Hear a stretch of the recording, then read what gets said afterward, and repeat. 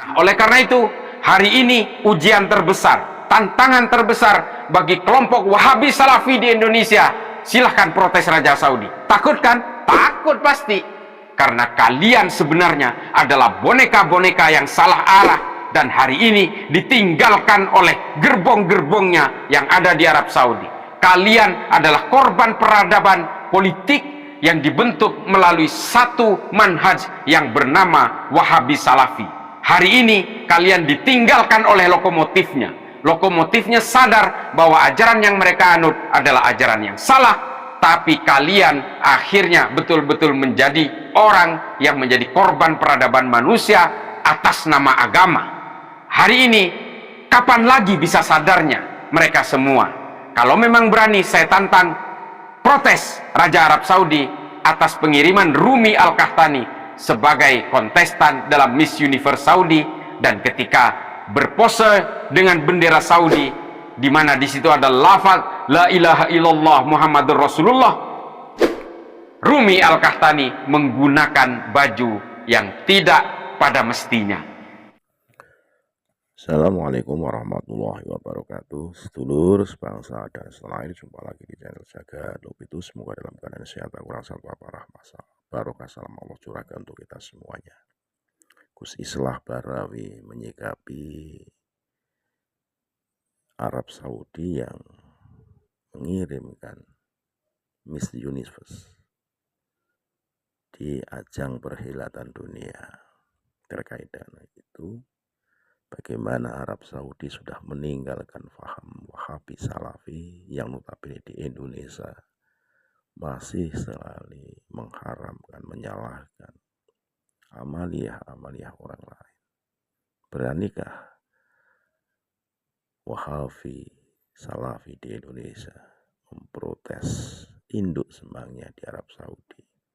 Karena notabene ajaran Wahabi Salafi bersumber dari Arab Saudi, yang notabene saat ini menganggap ajaran Wahabi Salafi sebagai ajaran yang primitif menurut pangeran dari Arab Saudi.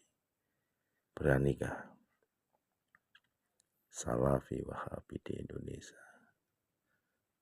memprotes terkait dengan Arab Saudi yang notabene sumber dari segala sumber ajaran Wahabi Salafi yang mengirimkan wakilnya ikut ajang kontes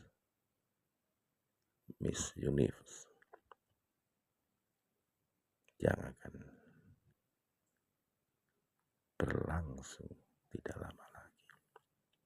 Lebih jelasnya mari kita simak bagaimana Gus Islah Barawi begitu gregetan terhadap Wahabi Salafi di Indonesia. Segala hilaf mohon maaf. Assalamualaikum warahmatullahi wabarakatuh. Saya hari ini akan mengupas tuntas soal ikut sertanya Arab Saudi dalam ajang Miss Universe. Nah, ini nih. Ini kepada yang hari ini gemar menghakimi umat Islam di Indonesia yang mengatasnamakan Islam yang paling benar, kelompok Wahabi Salafi, produk-produk Arab Saudi. Nih, sekarang mari kita waktunya untuk saling mengupas. Bukankah kita tahu ajang Miss Universe ini adalah kontes kecantikan bagi kalangan perempuan dalam berbagai pose, dalam berbagai busana. Bahkan ada busana-busana renang, ada busana-busana yang mengumbar aurat dan sebagainya. Kita tidak mau membahas soal itunya, tapi ini Saudi. Salah seorang peserta Miss Universe dari Saudi ini bernama Rumi Al-Qahtani. Nah, ini lucunya juga bahwa kelompok Wahabi ini punya kitab panduan utama yang ditulis oleh seorang ulama Saudi namanya Muhammad Said Al-Qahtani juga. Last name-nya sama. Tapi kitab yang ditulis itu adalah rujukan gerakan Wahabisme internasional yang banyak dipakai oleh pemeluk Wahabi di sini. Judul kitabnya adalah Al-Wala wal Bara fil Islam, yang ditulis oleh Muhammad Said Al-Qahtani. Nah, peserta Miss Universe ini namanya Rumi Al-Qahtani. Jadi sama, last name-nya sama. Tapi pada intinya adalah bahwa bagaimana kita tahu ustadz-ustadz dan ulama-ulama Wahabi Salafi yang ada di Indonesia, sarjana-sarjana yang diproduksi, yang dulu diberi beasiswa oleh pemerintah Saudi, ketika kembali ke Indonesia hari ini, mereka mengharamkan apapun yang tidak sesuai dengan rujukan-rujukan ulama mereka. Misalnya, wayang diharamkan. Bahkan imsak, meskipun itu sebenarnya adalah persoalan-persoalan budaya untuk memberi peringatan kepada orang berpuasa, untuk mulai mengurangi proses makannya sebelum fajar itu muncul, sebelum subuh itu dimulai. Ini kan sebenarnya hanya persoalan budaya, tapi diprotes juga bahwa katanya imsak tidak ada di dalam Islam. Budaya itu juga tidak harus selalu identik dengan Islam, tapi budaya itu juga bisa menyokong untuk terjadinya ibadah-ibadah yang ideal di dalam Islam. Demikian juga budaya-budaya masyarakat Eropa yang juga mendukung terhadap peribadatan umat Kristiani, umat Katolik yang ada di Eropa. Demikian juga budaya-budaya yang ada di India. Budaya adalah bagian pelengkap dari bagaimana manusia menjalankan agamanya, menjadi pendukung dari bagaimana manusia menjalankan keyakinan-keyakinan dan keimanannya. Jadi nggak perlu diprotes hal-hal yang kayak gini. Yang kalau mau diprotes oleh ustadz-ustadz Wahabi Salafi yang ada di Indonesia ini, justru Miss Universe yang dilakukan oleh Arab Saudi. Kita sih sebenarnya nggak peduli dengan Miss Universe. Itu silakan saja. Itu adalah tontonan-tontonan yang berupa industri. Tapi ketika ustadz-ustadz produk Saudi yang tadinya protes soal imsak, protes soal puasa setengah hari yang dilakukan kepada anak-anak kecil yang ada di negara kita untuk mendidik anak supaya kuat berpuasa nanti ketika dia sudah mencukupi umurnya, ini diprotes juga. Musik juga diharamkan, haram sana, haram sini. Tapi di mana mereka mendapatkan ilmu, di mana mereka mendapatkan rujukan-rujukan ilmu agama, yaitu di Saudi. Dan ketika Saudi hari ini betul-betul sangat sekuler, sangat open mind, sangat inklusif, mereka tidak ada yang berani protes. Kenapa? Takut sama Raja Saudi. Mereka takut mereka akan ditinggalkan oleh Saudi. Mereka tidak berani protes terhadap berbagai kebijakan kerajaan Arab Saudi hari ini di bawah Pangeran Muhammad bin Salman, karena Saudi sudah bertekad akan meninggalkan ajaran-ajaran Wahabi. Alasannya apa? Alasannya menurut Pangeran Muhammad bin Salman yang diutarakan di dalam PBS, salah satu saluran kanal TV yang ada di YouTube, silakan bisa di googling, bisa dilihat di YouTube, mengatakan bahwa kalau Saudi ini terus menjaga ajaran Wahabisme ini, maka Saudi akan menjadi negara paling primitif di dunia.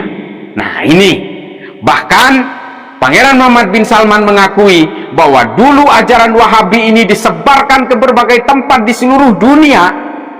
Itu juga diminta oleh negara-negara barat untuk menandingi ideologi komunis yang mulai merebak di berbagai negara-negara Islam pada masa Perang Dingin.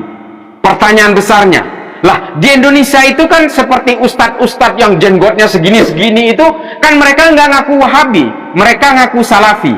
Mereka sebenarnya adalah Wahabi yang berkamuflase dengan nama baru, yaitu Manhaj Salaf. Apa bedanya? Nggak ada bedanya. Nggak ada. Rujukan-rujukannya juga ulama yang sama, kitab-kitab dan literaturnya juga sama, ijma-ijma yang dipakai juga dari ulama-ulama yang sama. Mereka sekarang berusaha mengubah nama Wahabi menjadi Salafi di Indonesia karena Wahabi sudah identik dengan berbagai aksi-aksi kekerasan dan aksi-aksi teror di seluruh dunia, terutama seperti yang dilakukan oleh kelompok Al-Qaeda dan ISIS. Nah, kita tahu semua Al-Qaeda dan ISIS hanya dibedakan oleh tujuan politiknya saja. Keduanya adalah penganut Wahabi. Kalau kemudian hari ini orang-orang Salafi tidak mengaku bahwa mereka ini adalah Wahabi, itu sebenarnya adalah taktik mereka. Pada intinya mereka adalah sama. Mereka selalu melakukan klaim-klaim kebenaran. Mereka anti terhadap demokrasi, mereka mengharamkan Pancasila, dan mereka menginginkan supaya negara ini menjadi negara Islam sama seperti Saudi. Mereka hari ini memang menghormati pemimpin karena mereka memang diajarkan oleh ajaran-ajaran Wahabi untuk menghormati pemimpin. Kita semua di sini juga menghormati pemimpin, tapi bukan berarti tidak boleh mengkritik pemimpin. Di Saudi mereka diajari untuk menghormat dan juga takut untuk mengkritik. Oleh karena itu, kenapa ustadz-ustadz produk Saudi itu hari ini tidak berani melakukan kritik kepada kerajaan Arab Saudi, meskipun kerajaan Arab Saudi hari ini sangat sekuler, mengirimkan Miss Universe, bahkan tidak mewajibkan hijab di luar kota Haramain. Padahal pemerintah kerajaan Arab Saudi adalah Khaddamul Haramain, penjaga kota suci. Tapi okelah, mereka di sini boleh petentang-petenteng, di sini boleh mereka mengharamkan sana sini, mengharamkan budaya-budaya lokal, dan juga mengatakan bahwa kemaksiatan dan kemunafikan dan kemurtadan adalah orang-orang yang berislam dengan tata cara di luar mereka. Kita maulidan diharamkan, ziarah kubur diharamkan, tawassul diharamkan, tapi mereka tutup mata terhadap berbagai penyimpangan-penyimpangan maqasidus syariah yang dilakukan oleh pemerintah kerajaan Arab Saudi. Mengapa? Karena mereka diajarkan untuk takut mengkritik. Kita memang harus menghormati pemimpin, sama kami semua. Saya juga menghormati pemimpin, tapi bukan berarti kita harus takut mengkritik kalau mereka ternyata melanggar berbagai aturan negara dan juga melanggar berbagai batas-batas kemanusiaan yang dijalankan oleh negara itu. Nah, oleh karena itu, hari ini ujian terbesar, tantangan terbesar bagi kelompok Wahabi Salafi di Indonesia. Silahkan protes Raja Saudi. Takut kan? Takut pasti. Karena kalian sebenarnya adalah boneka-boneka yang salah arah dan hari ini ditinggalkan oleh gerbong-gerbongnya yang ada di Arab Saudi. Kalian adalah korban peradaban politik yang dibentuk melalui satu manhaj yang bernama Wahabi Salafi. Hari ini kalian ditinggalkan oleh lokomotifnya. Lokomotifnya sadar bahwa ajaran yang mereka anut adalah ajaran yang salah, tapi kalian akhirnya betul-betul menjadi orang yang menjadi korban peradaban manusia atas nama agama. Hari ini kapan lagi bisa sadarnya mereka semua? Kalau memang berani, saya tantang protes Raja Arab Saudi atas pengiriman Rumi Al-Qahtani sebagai kontestan dalam Miss Universe Saudi, dan ketika berpose dengan bendera Saudi di mana di situ ada lafaz la ilaha illallah Muhammadur Rasulullah, Rumi Al-Qahtani menggunakan baju yang tidak pada mestinya. Jadi saudara-saudaraku sekalian, kita harus berislam dengan rasionalitas berpikir.